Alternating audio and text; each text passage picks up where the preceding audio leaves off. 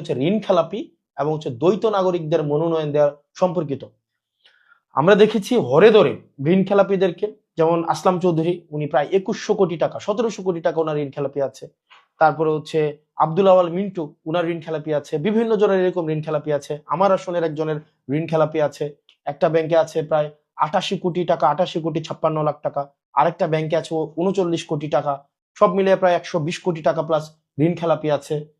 তো এই ঋণ খেলাপিদেরকে নিয়ে আসলে আপনারা কি চিন্তা করছেন? অর্থাৎ দেখেন, আপনি যখন ঋণ খেলাপিদেরকে আপনি সংসদে ঢুকাচ্ছেন, ঋণ খেলাপিদেরকে আপনি সংসদে অ্যাক্সেস দিচ্ছেন, দেখেন এখানে মানে কোনো আপনার আমাদের যেই ফেসিবাদ বিরোধী রাজনৈতিক যেই দলগুলো রয়েছে, প্রত্যেকটা রাজনৈতিক দলের একাধিক প্রার্থী রয়েছে, একাধিক প্রার্থী রয়েছে প্রত্যেকটা আসনে।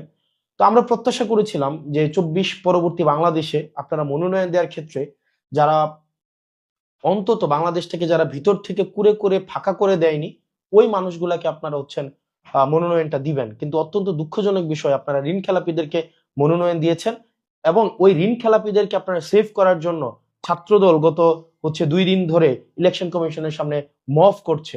মানে ছাত্রদল যে কাজটা করছে এটাকে আপনারা মব হিসাবে দেখবেন না। মানে ছাত্রদল যেটা করছে এটাকে ঋণ খেলাপিদেরকে সেভ করার জন্য তারা এই কাজটা করছে। মানে ঋণ খেলাপি এবং ঋণ খেলাপিরা এরা কি করবে, ওদের কাছ থেকে ওরা সংসদে যাবে, সংসদে গিয়ে ওরা আইন প্রণয়ন করবে। কাদের বাঁচানোর জন্য আইন প্রণয়ন করবে? ওরা নিজেদেরকে বাঁচানোর জন্য আইন প্রণয়ন করবে।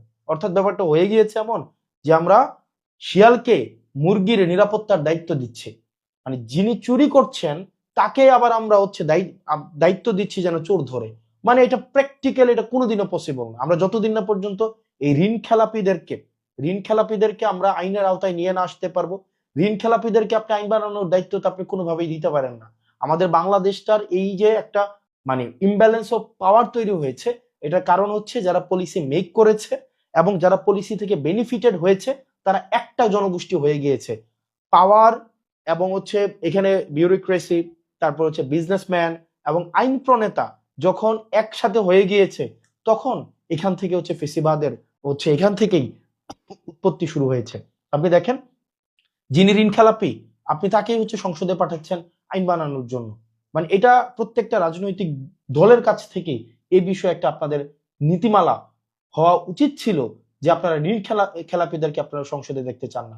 এবং এই ঋণ খেলাপিরা দেশটাকে আপনি চিন্তা করেন, 17 বছর 20 বছর 25 বছর তারা ঋণ দেয় না, কিন্তু বিলাসী জীবন যাপন করে। এই ঋণের টাকাটা ঋণের টাকাটা কি ব্যাংকের টাকা?